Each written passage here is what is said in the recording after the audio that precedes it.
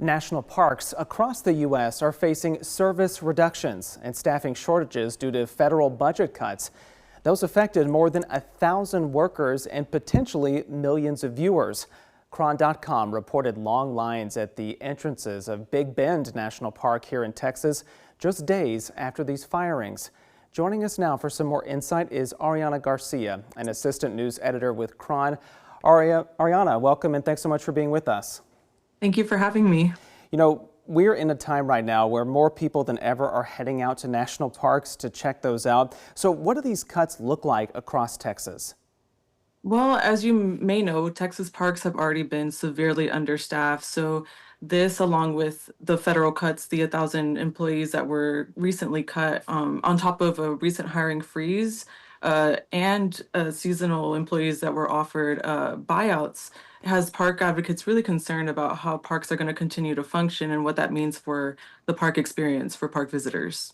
So the jobs that had been cut here in the state, do you have an idea or a scope of what the responsibilities for those different people were? Yes. So there's actually been 10 people confirmed that were laid off in Texas. The National Park Service actually hasn't released a list of these employees and what their jobs were.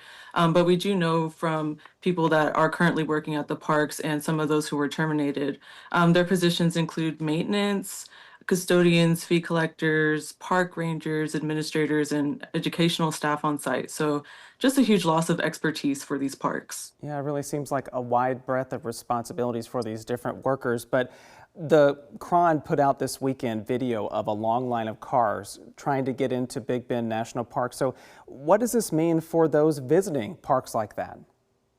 Well, definitely that's expected to become a more common sight, unfortunately.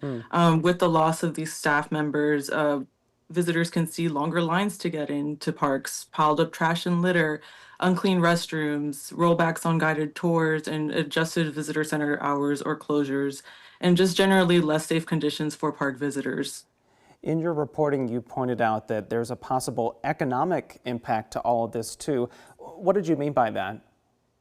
So we know that people visiting these parks around the country, they're visiting local communities and spending money there. The National Parks Conservation Association reported that in 2023, Texas parks alone had 5.3 million visitors, and this translated to 488 million impact on the state economy. So this is definitely something that can be affected by a poor park experience. I know this is drawing a lot of attention for you all, but we appreciate you joining us here to talk more about your reporting. Ariana Garcia, thanks again for being here with us. Thank you.